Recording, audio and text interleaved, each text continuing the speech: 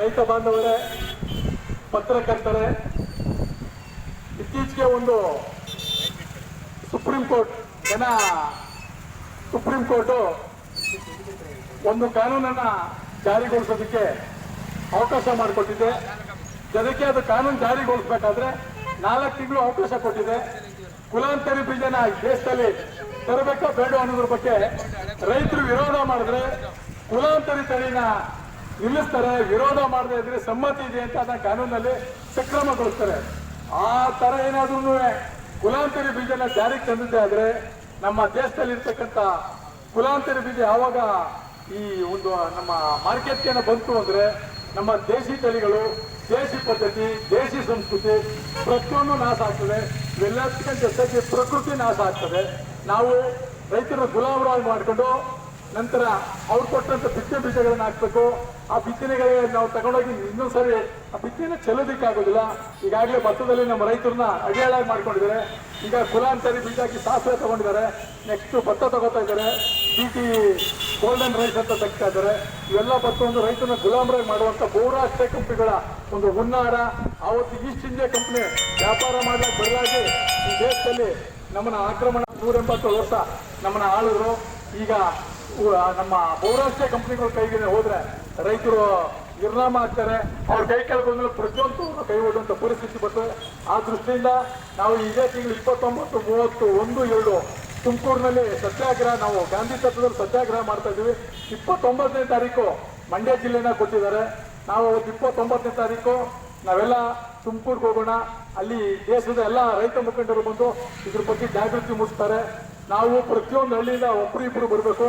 ನಿಮಗೆ ಬಸ್ ವ್ಯವಸ್ಥೆ ಮಾಡಿಕೊಟ್ಟಿದ್ದೀವಿ, ದಯವಿಟ್ಟು ನೀವು ಬನ್ನಿ. ಊಟ ವ್ಯವಸ್ಥೆ ಎಲ್ಲ ಮಾಡಿಕೊಟ್ಟಿದ್ದೀವಿ. ನೀವು ಅಲ್ಲಿಗೆ ಬಂದು ವಿಚಾರ ತಿಳ್ಕೊಂಡು ಪ್ರತಿಯೊಬ್ಬರು ರೈತರು ಹಳ್ಳಿನಲ್ಲಿ ರೈತರ ಸಂಘಟನೆ ಮಾಡಬೇಕು. ನಾವು ಸರ್ಕಾರದ ಕಣ್ತರಿಸ್ಬೇಕು. ಇನ್ನೊಂದು ಆದೇಶದಲ್ಲಿ ಏನು ಹೊಡಿಸಿದ್ದಾರೆ ಅಂದ್ರೆ ಆ ಸರ್ಕಾರಗಳೇನಾದ್ರೂ ಇದನ್ನ ಮಾಡ್ಬೋದು, ಇಲ್ಲಾಂದ್ರೆ ಅಥವಾ ವಜಾ ಮಾಡ್ಬೋದು.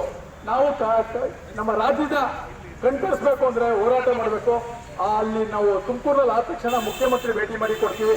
ಆಗಿಲ್ಲ ಅಂದ್ರೆ ಪ್ರತಿಯೊಂದು ಹಳ್ಳಿನಲ್ಲೂ ತಾಲೂಕು ಮಟ್ಟದಲ್ಲಿ, ಜಿಲ್ಲಾ ಮಟ್ಟದಲ್ಲಿ ಪ್ರತಿಭಟನೆಗಳು ಮಾಡಿದಾಗ ಮಾತ್ರ ಸುಪ್ರೀಂ ಕೋರ್ಟ್ ಯಾವ ಸರ್ಕಾರ ತಗೊಳ್ಳದೆ ಇದ್ರು ಪ್ರತಿಭಟನೆಗಳನ್ನ ಸುಪ್ರೀಂ ಕೋರ್ಟ್ ಗಣನೆ ತಗೋತದೆ. ರೈತರು ಹೋರಾಟ ಮಾಡಿದ್ರೆ ಚೆಂದಾಗ್ತಿಂತ ನಾವು ಹೋರಾಟ ಮಾಡಬೇಕಂತೆ. ಈಗೆಲ್ಲ ಗೊತ್ತಿರೋಂಗೆ ಮಂಡ್ಯ ಜಿಲ್ಲೆಯಲ್ಲಿ ರೈತರು ಹೋರಾಟದಲ್ಲಿ ದೂರವಾಗಿ ಒಂದು ಮೊದಲಿಂದನೂ ಹೆಸರು ತಗೊಂಡಿದ್ದಾರೆ. ಮಂಡ್ಯ ಅಂದ್ರೆ ಇಂಡಿಯಾ ಅಂತ.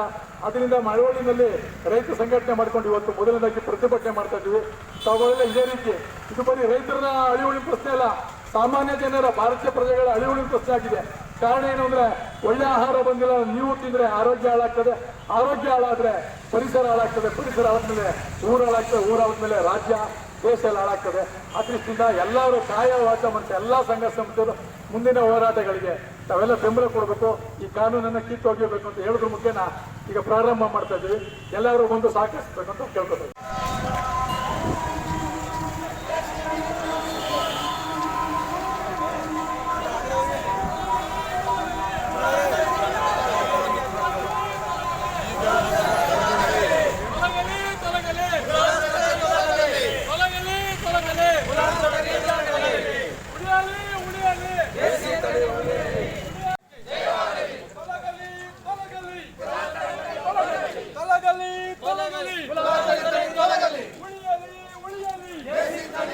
ನಾವು ರೈತರು ಅಂತ ಹಸಿರು ಟವಲ್ ಹಾಕಕ್ ಬಂದು ಇಲ್ಲಿ ಪ್ರತಿಭಟನೆ ಮಾಡ್ತಿದೀವ.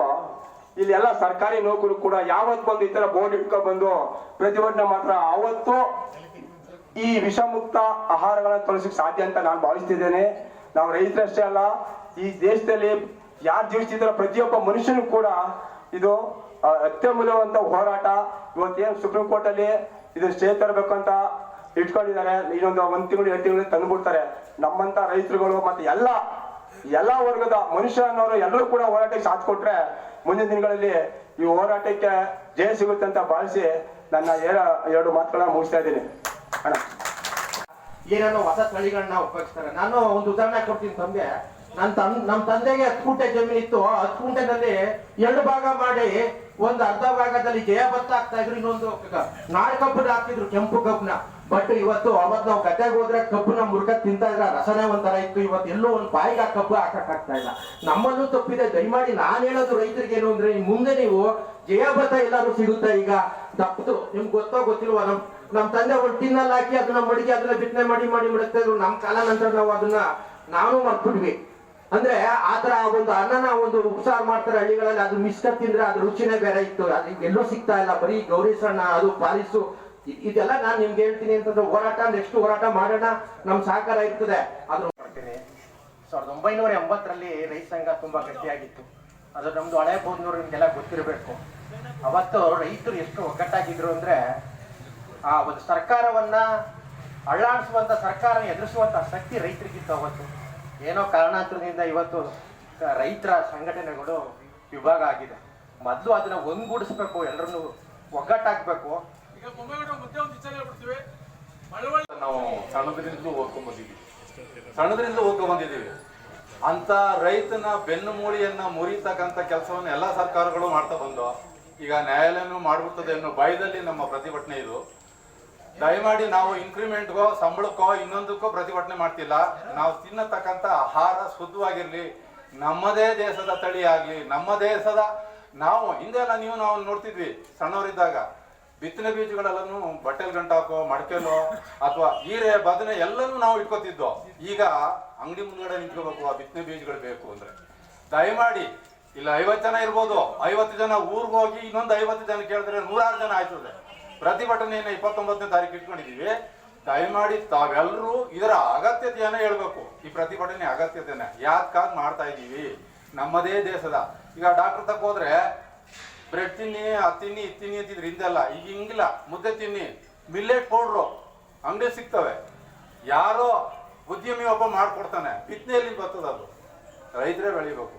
ಆರ್ಕ, ಇದು ಸಾಮೆ, ನವಣೆ, ಇವೆಲ್ಲ ನಮ್ಮ ಪೂರ್ವಜರು ಬೆಳೀತಿದ್ದಂತ ಬೆಳೆ. ಆ ದೇಸಿ ತಳಿಗಳು. ಭತ್ತನೂ ಇತ್ತು ಹಿಂದೆಲ್ಲ, ಗೌರಿ ಸಣ್ಣ ಅವ್ಯಾವೋ ಇದು ಬೆಳೀತಿದ್ರು, ಕಡ್ಡಿ ಭತ್ತ ಅಂತ ಅದಂತ ಇದ್ರು. ಇವ್ಯಾವೂ ಇಲ್ಲ. ಸಾಂಕೇತಿಕವಾಗಿ 50 ಜನ ಸೇರಿರ್ಬೋದು. ಇವತ್ತು ಪ್ರತಿಯೊಬ್ಬ ಮನುಷ್ಯರು ಕೂಡ ರಾಸಾಯನಿಕ ವಿಷ